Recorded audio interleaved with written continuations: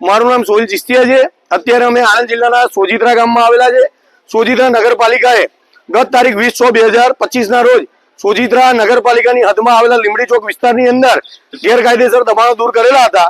તેનું અમે સમર્થન કરીએ છીએ, કેમ કે વિકાસના કાર્યો માટે દબાણો દૂર કરવામાં આવેલા હતા। પણ આ દબાણો જે દૂર કરવામાં આવ્યા તે એક જ કોમને ટાર્ગેટ કરી વાલા દવલાની નીતિ અપનાવી ભેદભાવ રાખી રાજકીય આંકાઓના ઇશારા દબાણો દૂર કરવામાં આવેલા છે। ગત 6/1/2025 ના રોજ જ્યારે આ દબાણો દૂર કરવાની નોટિસ આપવામાં આવી ત્યારે પૂર્વ કાઉન્સિલર મહેબૂબભાઈ દ્વારા તે નોટિસનો સંદર્ભે એક લેખિત રજૂઆત કરવામાં આવી હતી કે વર્ષો જૂના અહીંયા આગળ ખૂટ મારેલા છે। સિટી સર્વે આની આ ખૂટ મુજબ બંને બાજુના ખૂટ મેળી માપણી કરે અને ગેરકાયદેસર જે દબાણો હોય તે દૂર કરે તેનું અમારું સમર્થન છે। તેના સંદર્ભે નગરપાલિકા દ્વારા સિટી સર્વેના અધિકારીઓ થકી આની માપણી કરવામાં આવી, પણ જ્યારે માપણી પણ કરી એ ટાઈમે એક જ બાજુના ખૂટ માપી એક જ બાજુની માપણી કરી ત્યારે સ્થળ ઉપર જ જે પૂર્વ કાઉન્સિલરે અરજી કરી હતી તેણે રજૂઆત કરી કે ભાઈ બંને બાજુના ખૂટ માપો, બંને બાજુના દબાણ હટાવો।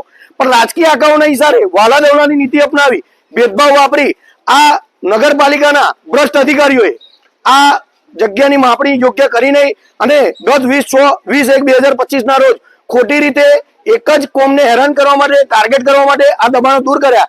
તેના વિરોધમાં આજે અમે આવેદનપત્ર આપવા આવ્યા હતા મામલતદાર સાહેબશ્રીને।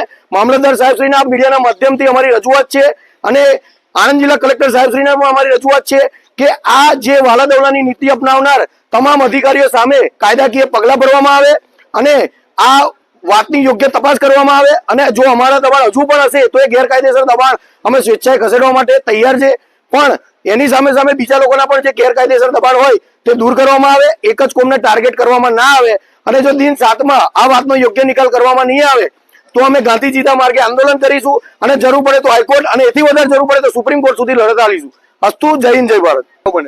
વરા મહેબૂબભાઈ રસુલભાઈ, પૂર્વ કાઉન્સિલર સોજિત્રા નગરપાલિકા। અહીં મુદ્દો એવો છે કે એક તરફી દબાણ દૂર કરેલ હોય એની માગણી અમે પહેલા અરજી કરેલી, અરજી અમને નોટિસ મળતા અમે માગણી કરેલી રોડની બંને સાઈડ માપવું સિટી સર્વે જોડે અને દબાણ દૂર કરવું। ફક્ત ને ફક્ત એક સાઈડ માપીને ગયા, જે આપણે વર્ષો પહેલા આ જગ્યા ઉપરની 50 વર્ષ જૂની એક નરાશ્ય કોસ એ માપમાં આવેલું અને ત્યાંથી સામેની સાઈડ માપવાની વાત આવી એટલે ચીફ ઓફિસર શ્રી અને સિટી સર્વે સાહેબ અહીંથી જગ્યા છોડી ભાગી ગયેલા અને માપેલું નહીં અને પછી એક તરફી કાર્યવાહી કરી આજે હંગામી કેબિનો હતા એ જગ્યા પર જે નડતર રૂપ નતા એને દૂર કરી અને સામે ઓટલા તોડીને ઘરે ગતા રહેલા છે, જેની અમે લડત આપવા માટે આજે જઈ રહ્યા છે। સાહેબ, આવેદન પત્ર અરજી સ્વરૂપે આપણે આપીએ છીએ। આ આપવાનું કારણ એવું છે કે ગત 20/1/2025 ના રોજ માનનીય ચીફ ઓફિસર સાહેબ, આપણા મામલતદાર સાહેબ શ્રીએ ગેરકાયદેસર દબાણ હટાવ્યું હતું, એનું અમને વાંધો નહીં, એનું સમર્થન છે કે વિકાસના કાર્યો માટે દબાણ હટાવ્યું। પણ ગત 6/1/2025 ના રોજ આપ સાહેબના તાબાની સોજિત્રા નગરપાલિકા દ્વારા આનું નોટિસ આપવાની હતી, જેના સંદર્ભે આ ભાઈએ 7/1/2025 ના રોજ એનો જવાબ આપેલો કે ભાઈ અમારા ખૂંટ છે નગરપાલિકાની હદમાં તો આ ખૂંટ સિટી સર્વેની માપણી મુજબ માપવામાં આવે અને એ માપ્યા બાદ અમારું દબાણ જો ગેરકાયદેસર હોય અમારું બી હટાવવામાં આવે, બીજાનું હોય તેનું આવે। તેમ છતાં સિટી સર્વે વાળા માપવા આવ્યા તે ટાઈમે આ ભાઈ જાતે અને આના વગરના જે લોકોના ખોટી રીતે દબાણ દૂર થયા છે એ બધાએ એ ટાઈમે રજૂઆત કરી કે ભાઈ તમે એક બાજુનું દબાણ માપ્યું છે તો એક બાજુનું ખૂટ ના માપશો, બંને બાજુના ખૂટ માપો।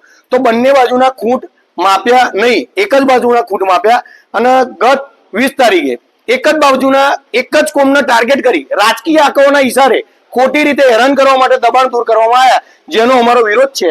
દિન 7માં અમને તમે યોગ્ય કાયદેસરની તપાસ કરી નિષ્પક્ષ અમારા દબાણ દૂર હોય, હજુ બી દૂર હોય તો અમે દૂર કરવા માટે ખોટા દબાણ અમે દૂર કરવા તૈયાર છે, પણ એક જ કોમને ટાર્ગેટ કરીને બીજાના જે બાકી દબાણ રાખ્યા છે એ દબાણ અમે ખાલી તમને અપેક્ષા રાખીએ છીએ કે તમે નિષ્પક્ષ તપાસ કરજો, અમને નહીં આપજો અને આ રજૂઆત તમે તમારા મામલતદાર સાહેબ હાજર નહીં તે એમને પણ કરજો। આ લેખિત અમે આપી। ચલો, થેન્ક યુ સાહેબ।